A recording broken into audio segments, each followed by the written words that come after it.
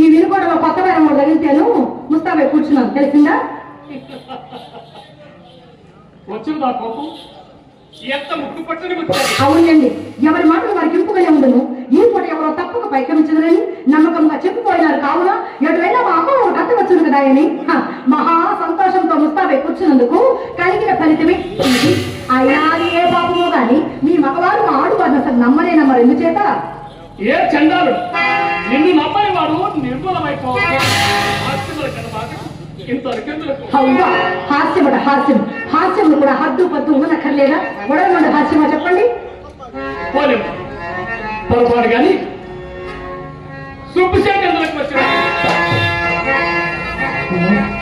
మనసులో మరిన ఉండనే ఉన్నది. ఏమండి, అయినా ఆ సంగతి మీకెవరైనా చెప్పారు? నేను చూస్తున్నాను. వీధి గుమ్మం వచ్చిన సోమి ఎమ్మకంట వలసి వచ్చింది. పెరటి గుమ్మం కనుక సరిగి తనాలను తలుపు తెచ్చుకొని బనాల బయట ఆ పాటను అతను చూసి నేను, నన్ను చూసి అతను తెల్లబోయినా. అంతటా అతనికి అనుమానం కలుపుకున్నట్లు కోడిగములాడచ్చు కొంత దూరం వెంట వెళ్ళాను. ఏమండి, ఎలాగో కోడిగములాడచ్చు కొంత దూరం వెంట వెళ్ళి సాగనపై వచ్చారుగా, మరి ఎందుకు కేతిస్తున్న సుబ్బారావు గారు అని మీరేం అడగలేకపోయారా? అడిగాను. చెప్పాడేమిటి? ఏదో మేళం కావలసి వచ్చినానని చెప్పినాడు. మరి చెప్పినాడు కదండి, నీ సందేహం ఏమిటి? నా సందేహమా? చెప్పినా భలే వారే, నాకెందుకండి కోపం? అయినా నాయన ఏదైనా దోషం ఉంది కదా. ఇప్పుడు చెప్పదను. మేళమ కొరకు వచ్చిన వాడు విచ్చల విడిగా వీధి గుమ్మ మన బొక్క పెదవచ్చు పెరటి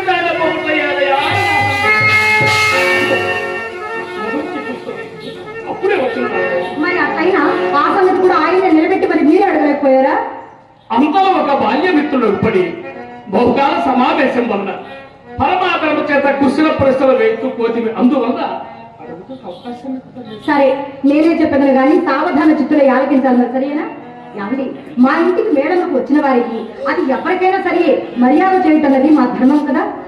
అందుకే మా అమ్మ తన మేడ మీదకి వెంట పెట్టుకుని వచ్చి కుర్చీ వేసి కూర్చుండబెట్టి తాంబూలం ఇయ్యగా ఆ సుబ్బారావు ఏం చేశాడో తెలుసా? ఏం చేశాడు? వచ్చిన పని కాస్త విడిచిపెట్టి నాతో అధిక ప్రసంగాలు మొదలు పెట్టాడండి.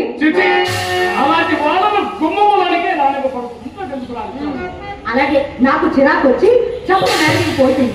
కానీ ఇంతలో నా మనసు కనిపెట్టిన మా అమ్మ మాత్రం పెరటి చూపుడు గల కారణం చేత మన తోటలోంచి తీసుకుని వెళ్ళి ఆధారనట్టు సాగనంపినది. మీరు నమ్ముడు నమ్మక పొండు నడిచిన యథార్థం మాత్రమే సుమా. నీ మాట వేదము కానీ నేను ఎప్పుడు నమ్మలేదు. నీవు నా తోడ నలుసంత అబద్ధము చెప్పవని ఏ నా నమ్మకం? నీ తోడనే కాదు, ఎప్పటి తోడను నలుసంత అబద్ధమైన ఆడను. అసలు చింతామణి ఈ పొలంలో పుట్టవలసింది కాదని పిల్లల మొదలు పెద్దల వరకు శ్లాఘించుటకు ఇది ఒక కారణం కూడా. సందేహమే.